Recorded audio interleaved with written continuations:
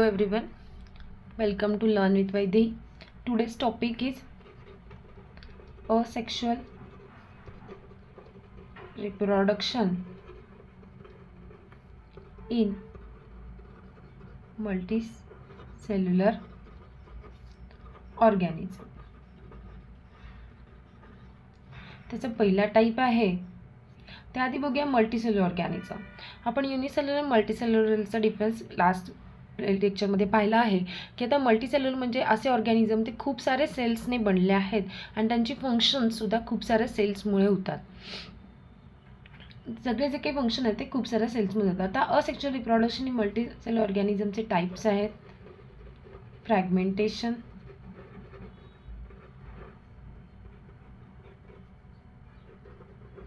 Regeneration, तिसरा type आहे budding, fourth आहे वेजिटेटिव्ह propagation आणि फिफ्थ टाइप आहे spore formation. Fragmentation, regeneration, budding and vegetative propagation हे त्याचे टाइप्स आहेत असेक्शुअल रिप्रोडक्शन इन मल्टीसेल्युलर ऑर्गॅनिझममध्ये. त्यापैकी पहिला टाइप आपण बघूया फ्रॅगमेंटेशन. आता रिप्रोडक्शन म्हणतोय म्हणजे रिप्रोड्यूस होणार आहे, म्हणजे तसाच ऑर्गॅनिझम तयार होणार आहे. मग याचा फ्रॅगमेंटेशनची आणि फ्रॅगमेंटेशनमुळे कसं होणार, तर आता आधी आपण फ्रॅगमेंटेशनमध्ये फ्रॅगमेंटचं मिनिंग बघूया. तर fragments means what we know that fragments means तुकडा मराठीमध्ये.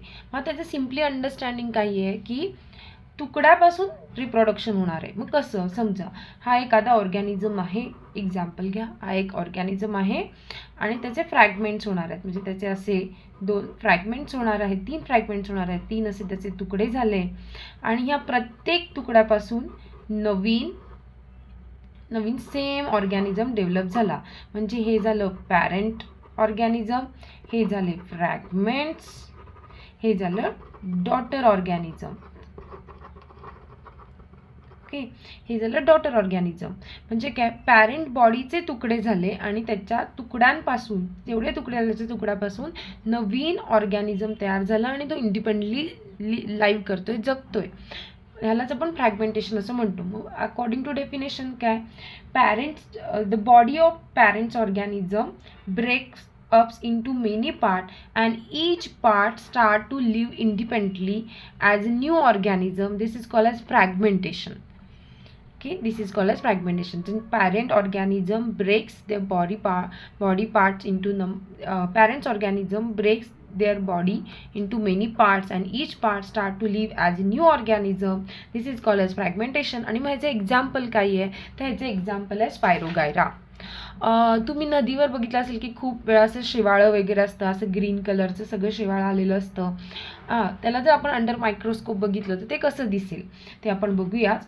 हे जे ग्रीन कलरचे शेवाळं आहे त्यांची रिप्रोडक्शन ही फ्रॅगमेंटेशन वेने होतं. तर आपण ही डायग्राम बघूया. ते हे आहे शेवाळं स्पायरोगायरा. जर आपण अंडर मायक्रोस्कोप बघितलं तर ते असं दिसतं बघा. तर ही जे स्पायरोगायरा आहे ज्यामध्ये न्यूक्लियस आहेत, फिलामेंट्स आहेत आणि ही स्पायरोगायरा ब्रेक होतं. हे जे 1 and 2 असे पार्ट झालेले आहेत बघा, ब्रेक फ्रॅगमेंट झालेले. I mention here fragment 1, fragment 2 आणि मग ते फ्रॅगमेंट ग्रोज होऊन अजून नवीन 2 डॉटर स्पायरोगायरा फॉर्म झालेले आहेत. This is a parent spirogyra, this is daughter spirogyra. जो स्पायरोगायरा हा ऑर्गॅनिझम आहे जो फ्रॅगमेंटेशनमुळे असेक्शुअल रिप्रोडक्शन करतो. असेक्शुअल रिप्रोडक्शन करतो पण ते कुठल्या प्रकारचं करतो, तो फ्रॅगमेंटेशन करतो. हे जे स्पायरोगायरा आहे, जेव्हा प्लेंटी ऑफ वॉटर अवेलेबल असेल, प्लेंटी वॉटर म्हणजे खूप सारं वॉटर अवेलेबल आहे, खूप सारं न्यूट्रिएंट्स अवेलेबल्स आहेत, तेव्हा ही स्पायरोगायरा खूप रॅपिडली ग्रो होते आणि मग त्याच्यामध्ये जे फिलामेंट्स आहेत ते डिझॉल्व्ह होतात आणि त्याच्यामुळे त्यांचे ब्रेकिंग फॉर्म होतं, ब्रेक होतं. ते फिलामेंट डिझॉल्व्ह झाले, समजा हा फिलामेंट्स आहे तिथे, हे जे डिझॉल्व्ह झाले तर ह्यांचं ब्रेक होतं. मग असे 2 फ्रॅगमेंट्स फॉर्म झाले, असे नंबर ऑफ फ्रॅगमेंट्स फॉर्म होऊ शकतात आणि मग ते ईच फ्रॅगमेंट्स ग्रो होतं आणि live as a new individual or live as a new spirogyra करतं. म्हणून ह्या सगळ्या प्रोसेसला आपण फ्रॅगमेंटेशन असं म्हणतो. आपण डेफिनेशन वाईज कसं लिहिणार की fragmentation. In this type of reproduction, the body of parent organism breaks up into many fragments and each fragment start to live as an independent new organism. This type of reproduction shown by spirogyra and cycon. Okay, when plenty of water and nutrients are available, that time spirogyra grow rapidly and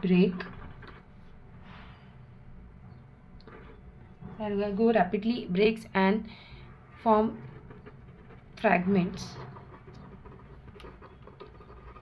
and that fragments grow as new spirogyra. आणि सायकॉन सुद्धा फ्रॅगमेंटेशनच asexual reproduction दाखवतं. म्हणजे सायकॉन म्हणजे काय, तर तुम्ही कधी कधी नदी दगडावर बघितलं असेल की असं ओव्हल शेप एक स्ट्रक्चर डेव्हलप झालेलं असतं.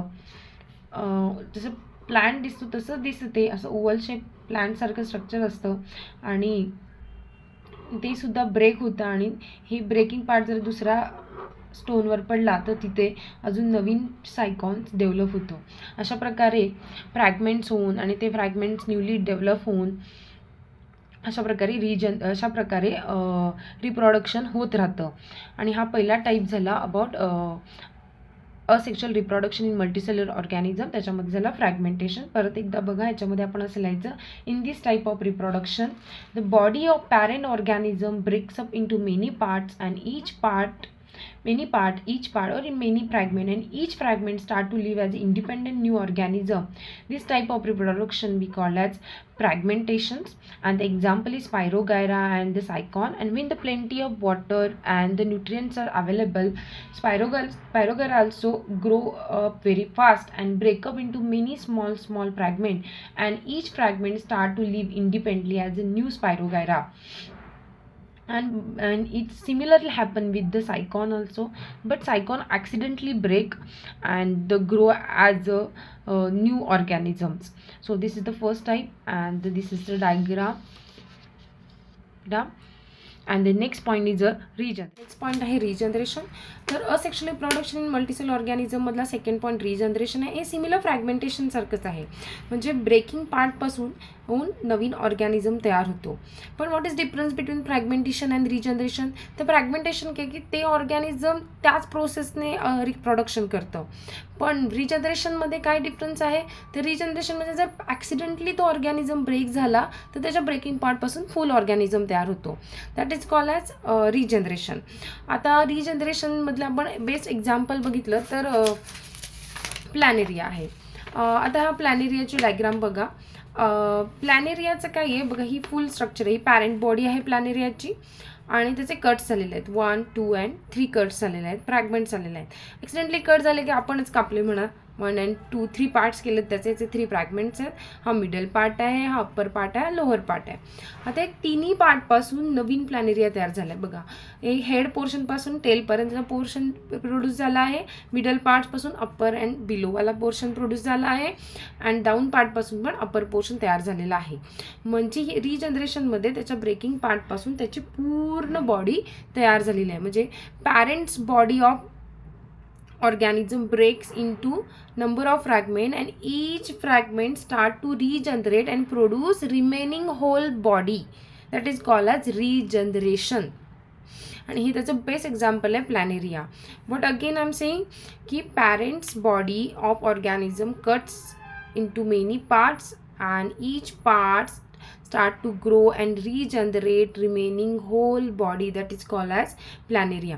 आता बेसिक क्वेश्चन की हे सगळं जे काही रिजनरेशन होतं आहे ते कशामुळे होतं की ह्या जे ऑर्गॅनिझम्स आहेत त्यांच्यामध्ये इथे रिजनरेटेटिव्ह सेल्स असतात आणि ते डिव्हिजन करतात. आता ऑब्व्हियसली कुठलं डिव्हिजन आहे तर मायटॉसिस डिव्हिजन आहे.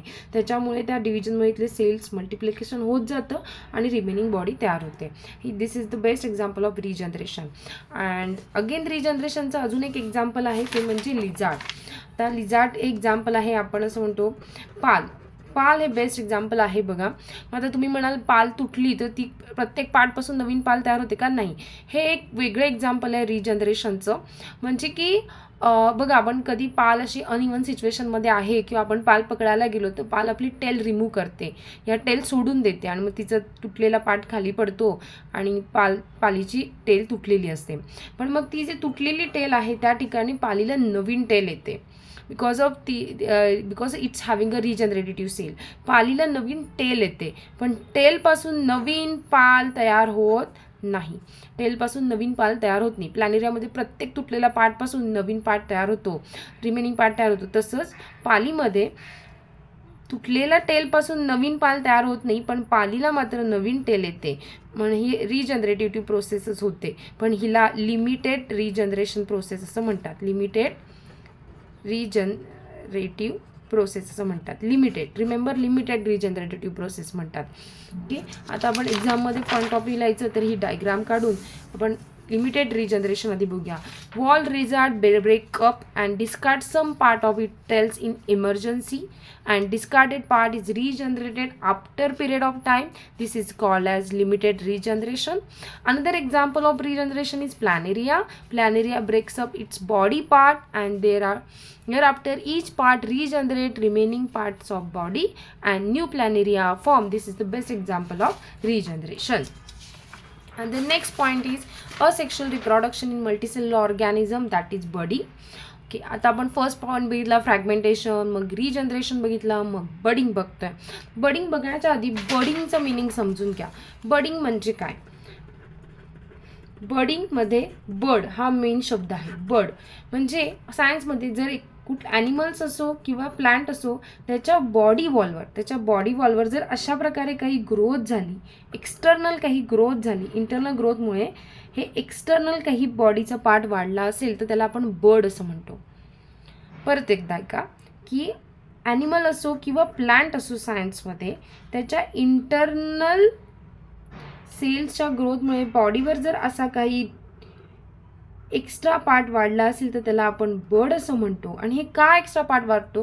कारण त्या ऑर्गॅनिझममध्ये रिजनरेटिव्ह सेल्स असतात. काय असतात? रिजनरेटिव्ह सेल्स असतात आणि ते डिव्हिजन करतात. कुठलं डिव्हिजन करतात? मायटॉसिस करतात.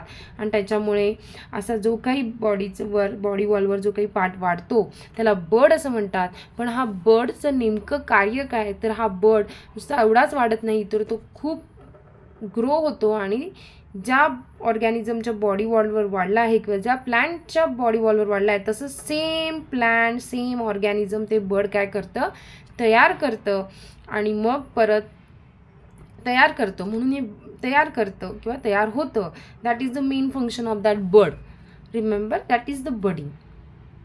म्हणजे काय? बॉडी वॉलवर बॉडीमध्ये रिजनरेटिव्ह जे सेल असतात ते इंटरनली डिव्हिजन करतात आणि त्यांच्या डिव्हिजनमुळे बॉडी वॉलवर असं एक्सटर्नल एक ग्रोथ होते, त्याला आपण बर्ड असं म्हणतो. आणि ती बर्ड ग्रो होऊन सेम ऑर्गॅनिझम किंवा सेम प्लांट प्रोड्यूस करतं आणि एकदम चांगलं प्रॉपर डेव्हलप झाल्यावर ते बॉडी वॉलपासून सेपरेट होतं आणि न्यू ऑर्गॅनिझम म्हणून सर्वाईव्ह करतं. ह्याचं बेस्ट एक्झाम्पल मी तुम्हाला असंही सांगेन की आपण सायन्स सायंटिफिकली ओके, मग असं बर्ड्स हे कळलं. बर्ड्सचं बेस्ट एक्झाम्पल आहे हायड्रा. तर बर्ड्सचं बेस्ट एक्झाम्पल हायड्रा आहे. तर ही डायग्राम बघा. हायड्रा ही पॅरेंट बॉडी आहे. हायड्राचं हे स्ट्रक्चर आहे. हायड्रामध्ये बघा इंटरनल अशी लेयर्स आहे, त्याला आपण डर्मल लेअर असं म्हणतो. डर्मल लेअर म्हणतो कारण की ती बॉडी वॉलला अटॅच आहे. इथे ही कॅव्हिटी फॉर्म झालेली आहे ग्रोमुळे. ही हायड्राचं स्ट्रक्चर आहे. हे बघा, हायड्राला इथे बर्ड आलेला आहे, ग्रोईंग बर्ड आलेला आहे. हायड्राला इथे बघा बर्ड आलेला आहे. हा इथे एक असा बर्ड आलेला आहे हायड्राला, त्याला आपण यंग बर्ड असं म्हणतो. की ही सरळ एक वॉल आहे, बॉडी वॉल आहे हायड्राची आणि इथे असा एक आउटग्रोथ झालेला आहे, त्याला आपण बर्ड असं म्हणतो. यंग बर्ड म्हणूया. पॅरेंट बॉडीवर आलेला, अजून फुल्ली डेव्हलप झालेला नाही आणि मग हा बर्ड ग्रो व्हायला स्टार्ट होतो. आता हा बर्ड बऱ्यापैकी ग्रो झालेला आहे आणि जेव्हा कम्प्लिटली मॅच्युअरली हा ग्रो होतो, आता तो इंडिव्हिज्युअली सर्वाईव्ह करायला रेडी आहे, तेव्हा तो पॅरेंट हायड्रापासून रिमूव्ह होतो आणि इंडिव्हिज्युअली न्यू डॉटर हायड्रा म्हणून सर्वाईव्ह करतो. आता ह्याला पण परत बर्ड येणार आणि ह्याच्यापासून पण परत नवीन हायड्रा तयार होणार, त्या नवीन हायड्राला परत बर्ड येणार. अशा प्रकारांचे रिपिटेटिव्ह रिप्रोडक्शन चालू राहणार. That is the budding. Bud येणं आणि बर्डची ग्रो होणं आणि मग तो पॅरेंट ऑर्गॅनिझमपासून सेपरेट होणं. मग हे प्लांट्समध्ये होईल, ॲनिमलमध्ये पण, ऑर्गॅनिझममध्ये पण होईल. That is called as budding. मग आता तुम्ही बर्डिंगबद्दल लिहायचं झालं तर आपण असं म्हणतो की इन केस ऑफ हायड्रा. पण मग हे बर्डिंग प्रोसेस कधी होते, जेव्हा वॉटर वगैरे किंवा त्यांची इन्व्हायरमेंटल कंडिशन जेव्हा प्रॉपर असेल तेव्हा बर्डिंग होतं. आता आपण बर्डिंगचं डिस्क्रिप्शन बघूया. In case of hydra, under favourable condition at specific parts of its body and outgrow is formed by repeated division of regenerative cells of body, and this outgrow is called as bud. लक्षात ठेवा, in case of hydra under favorable conditions म्हणजे जेव्हा तिथे water, nutrient सगळं available आहे, at specific part of body, कुठला specific part, जिथे regenerative cells असतील. Okay, at specific parts of it body outgrowth, बाहेरनं ग्रो झाली आहे, फॉर्म होते, बाहेरनं ग्रो फॉर्म होते. का? कारण इंटरनल तिथले रिजनरेटिव्ह जे सेल्स आहेत त्यांचं डिव्हिजन होत असतं आणि सेल्स वाढत असतात म्हणून ग्रो होते. Outgrow is form by repeated division of regenerative cells of body wall, and these outgrow we call as bud, and bud grow up progressively, finally form a small hydra. And when bud is completely grow and ready to live independently, that time it separate from the parent hydra and live a independent life. But ह्या budding हायड्राला, ही जी बर्डवाली hydra आहे, या बर्डिंग हायड्राला nutrient कोण provide करतं, तर nutrient कोण provide करतं, तर ह्या हायड्रामध्ये हे जे काही वॉलला लागून एक लेअर आहे त्याला आपण डर्मल लेअर, आणि याच्यामध्ये असलेल्या कॅव्हिटीज जे आहे ते सगळे पॅरेंट हायड्रामध्ये असलेली डर्मल लेअर आणि कॅव्हिटीज बर्डिंग हायड्राला न्यूट्रिएंट्स प्रोव्हाइड करतात. म्हणजे पॅरेंट हायड्रा जे काही न्यूट्रिएंट ऑब्झर्व करेल ते बर्डिंग हायड्रामध्ये जाणार. म्हणून असं म्हटलं जातं की dermal layer and digestive cavity useful for providing nutrient to budding hydra from the parent hydra. Okay, that is all about the budding. Point आहे asexual reproduction in multicellular organism, that is vegetative propagation. आता vegetative propagation म्हणजे काय?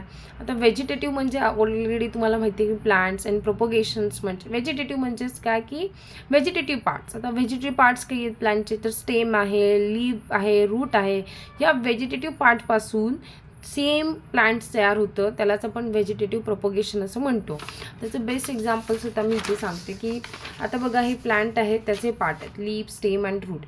ह्यापैकी कुठल्याही पार्टचा use करून आपण same plant generate करू शकतो, त्यालाच आपण व्हेजिटेटिव्ह प्रोपगेशन असं म्हणतो. तर आपल्याला भरपूर एक्झाम्पल माहिती आहेत की काही झाडांची पानं लावले तरी झाड येतं, काही फांदी लावली झाडांची तरी नवीन झाड होतं. काही झाडं अशी आहेत त्यांच्या मुळापासूनच लावावं लागतात. लाईक कलमी गुलाब घ्या किंवा आंब्याचं झाड बघा, ते मुळापासून लावावं लागतं. फांदी लावून आंब्याच्या झाडाची टिकत नाही किंवा ग्रो होत नाही. आणि जास्वंदाचे झाड बघा तुम्ही, त्याची फांदी लावली तर त्याच्यापासून एक नवीन झाड तयार होतं. जसं बरेच काही एक्झाम्पल आहेत व्हेजिटेटिव्ह प्रोपगेशनचे. त्याच्या आधी आपण व्हेजिटेटिव्ह प्रोपगेशनची डेफिनेशन बघूया की reproduction in plant with the help of vegetative parts like root, stem, leaf and bud is called as vegetative propagation. आता मी अजून बर्डवाले काही एक्झाम्पल देते की तुम्हाला ग्रास माहिती आहे, तर ग्रासमध्ये काय होतं आता आपण बघितलंच आहे की बर्ड म्हणजे काय आउटग्रोथ, आणि त्या आउटग्रोथ इन्क्रीज होणार आणि त्याच्यापासून सेम ऑर्गॅनिझम तयार होणार.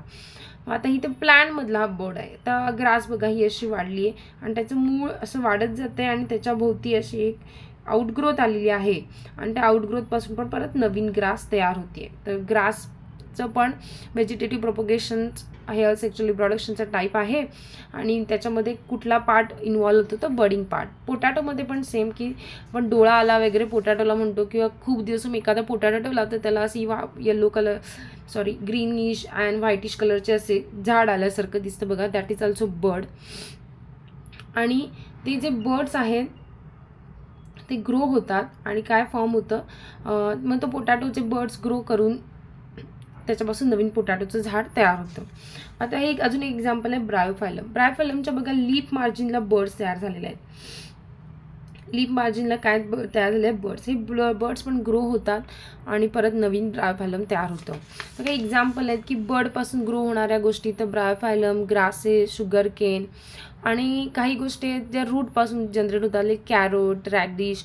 यांना जर मोड आल्यानंतर आपण तुम्ही जमिनीत ते पुरून ठेवले आणि तर त्याच्यापासून नवीन त्याचे सिमिलर प्लांट तयार होतं. That is all about the vegetative propagation. Next point आहे स्पोर फॉर्मेशन. आता असेक्शुअल रिप्रोडक्शन ही मल्टीसेल्युलर ऑर्गॅनिझममधला नेक्स्ट पॉईंट आहे स्पोर फॉर्मेशन, आणि त्याचा एक्झाम्पल आहे फंगस, किंवा त्याला आपण म्युकर असं म्हणतो. तर फंगस म्युकर म्हणजे काय, तर मी तुम्हाला असं सांगेन की फंगस आणि म्युकरचं रिप्रोडक्शन कसं होतं, तर ते असेक्शुअल रिप्रोडक्शन आहे आणि त्याला आपण स्पोर फॉर्मेशन रिप्रोडक्शन असं म्हणतो. तर फंगस म्युकर म्हणजे काय, तुम्ही समजा एक्झाम्पल बघा की भाकरी खूप दिवस एकाच डब्यात ठेवलेत, तर तिला काही दिवसांनी अशी ग्रीन कलरचा बुरशी आली असं म्हणतो आपण मराठीत, आणि किंवा त्याला असं फंगस आलं असं आपण म्हणतो. इंग्लिशमध्ये फंगस, मराठीमध्ये बुरशी आली असं म्हणतो. तशी ग्रीन कलरचं सगळं लेअर दिसतो. मग भाकरी असू दे, ब्रेड असू दे, तर हे का होतं की त्या ब्रेडमध्ये मॉइस्ट असतं आणि ते ऑब्झर्व केलं जातं आणि मग त्याच्यापासून नवीन अशा प्रकारे फंगस तयार होतं. मग ते फंगस एक्झॅक्टली कसं तयार होतं, मग फंगसची प्रोसेस काय आहे, तर ती आपण बघू. मग ते फंगस जर आपण किंवा म्युकर अंडर मायक्रोस्कोप बघितलं तर त्याचं स्ट्रक्चर दिसेल बघ. एक सर्कल आहे आणि थ्रेड आहे आणि खाली असं रूट बेस स्ट्रक्चर आहे. तर हे जे स्ट्रक्चर आहे, असं एक हे जे स्ट्रक्चर आहे त्याच्यापैकी हा पोर्शन जो थ्रेड लाईक आहे, किंवा आपण त्याला फिलामेंटस म्हणू, खूप बारीक असा पोर्शन आहे, त्याला स्पोरॅन्जिया असं म्हणतात. आणि हा सर्क्युलर जो पोर्शन आहे त्याला स्पोरॅन्जियम असं म्हणतात. आणि हा रूट लाईक स्ट्रक्चर आहे त्याला हायपी असं म्हणतात. आणि हा जो स्पोरॅन्जियम आहे त्याच्यामध्ये बघा छोटे छोटे छोटे छोटे स्पोर फॉर्म होतात. आणि हे जे स्पोर फॉर्म होतात, आणि एकदा स्पोर फॉर्म झाले की हे आउटर स्ट्रक्चर जे आहे स्पोरॅन्जियमचं ते बस्ट होतं, आणि मग ते स्पोर्स परत त्याच पदार्थावर परत पडतात आणि ते परत मॉइस्ट ऑब्झर्व करतात, आणि त्याच्यापासून परत अजून एक फंगस कॉलनी तयार होते किंवा अजून एक बुरशी तयार होते. ह्या होल प्रोसेसला आपण स्पोर फॉर्मेशन असं म्हणतो. मग आपण काय म्हणू शकतो की fungus and Mucor show asexual reproduction, and that asexual reproduction we call as spore formation. And fungus and mucor has a filamentous body and that possesses sporangia, that is the sporangia. And when the spores are formed and sporangia burst and the spores are released, which settle down at suitable place and they germinate in moist place and warm place and forming a new fungal colony. ही fungal colony form होते. आणि अशा प्रकारे हे asexual reproduction in multicellular ऑर्गॅनिझमचे type आहेत: fragmentation, regeneration, budding, vegetative propagation and spore formation. Thank you for watching my channel. Please like, subscribe and share with your multiple friends so I can increase this views and many more things. Thank you.